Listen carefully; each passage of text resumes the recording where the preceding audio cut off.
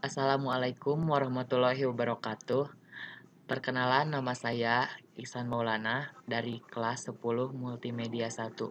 Di sini saya akan menjelaskan kegiatan belajar 6. Kita buka dulu ke folder, membuka PowerPoint-nya.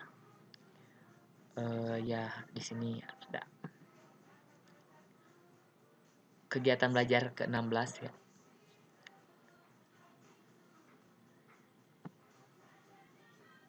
Ya. Lanjut, kegiatan belajar 16, pencarian dan penyelesaian kesalahan pada interkoneksi antar komputer. Tujuan pembelajarannya memahami pencaharian dan penyelesaian kesalahan pada interkoneksi pada komputer. Uraian materi. Jika komputer tidak dapat terhubung ke jaringan atau melihat komputer lain pada jaringan, maka kita perlu untuk memecahkan masalah jaringan tersebut. Sebuah jaringan tidak berfungsi atau bermasalah mungkin bisa disebabkan oleh alasan di bawah ini. Yang pertama, kartu jaringan tidak terhubung dengan baik. Yang kedua, perangkat jaringan tidak berfungsi dengan baik atau rusak. Kemudian, driver kartu jaringan yang buruk atau pengaturan perangkat lunak atau konfigurasinya yang tidak benar. Selanjutnya, firewall mencegah komputer dari melihat satu sama lain. Konfigurasi atau settingan software terkait jaringan. Yang terakhir, pengaturan routing atau subnetting. Beberapa pesan error pada jaringan komputer antara lain adalah yang pertama, network cable is unplugged. Pesan ini muncul pada jaringan yang menggunakan kabel, yang menandakan bahwa kabel jaringan tidak terhubung atau terpasang pada NIC. Gambarnya seperti ada di bagian kanan bawah ya. Kemudian, IP address conflict. Pesan ini muncul jika ada dua IP address, biasanya IP address kita dengan IP address orang lain. Sehingga komputer tidak akan terhubung ke jaringan. Masalah ini biasanya terjadi pada konfigurasi yang menggunakan IP statis. Gambarnya seperti di kiri ya. Ya. Kemudian, the network path cannot be found. Pesan ini muncul karena konfigurasi TCP atau IP tidak dapat diperbaharui atau refresh oleh sistem operasi. Masalah ini kadang terlihat pada komputer dengan sistem operasi Microsoft Windows ketika mencoba untuk mengakses perangkat lain melalui network board host. Gambarnya seperti di kanan atas. Yang selanjutnya, duplicate name exists on the network. Pesan ini muncul jika komputer name yang sama antar komputer kita dengan komputer yang lainnya. Dalam jaringan atau subnet yang sama, karena terdapat dua komputer name yang sama, maka data tidak dapat terkirim ke tujuan sehingga komputer tersebut menjadi error atau tidak dapat terhubung ke jaringan. Seperti gambar ini, gambar peringatannya seperti ini. Kemudian, limited or not connectivity.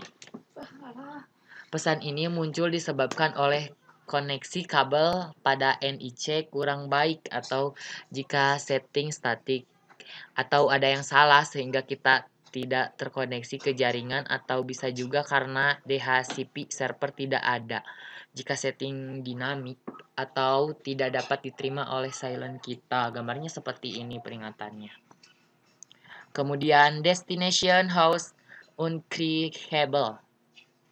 Pesan ini muncul saat komputer lawan atau tujuan tidak dapat dijangkau atau rute menuju IP komputer lawan tidak ditemukan.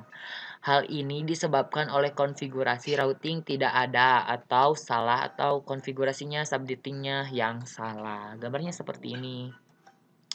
Kemudian yang terakhir mungkin request timeout. Pesan ini muncul karena komputer pada Anda tidak menerima pesan ping kembali dari komputer tujuan dalam waktu yang telah ditentukan. Hal ini biasanya karena komputer lawan mati atau NIC-nya rusak atau tidak terkoneksi ke jaringan.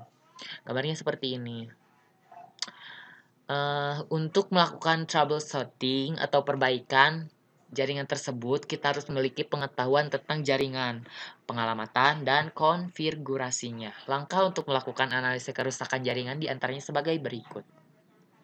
1. Melihat, membaca, mempelajari topologi jaringan yang terpasang.